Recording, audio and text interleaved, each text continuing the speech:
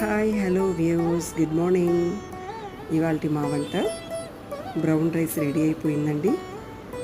వేడి brown rice, బెండకాయ టమాటా curry చేస్తామంటే చాలామంది ఏంటి బెండకాయతో కర్రీ కూడా చేస్తారా అని అడుగుతున్నారు. సో బెండకాయ టమాటా కర్రీ చాలా యమ్మీగా ఉంటుంది. ఫైనల్లీ పెరుగు.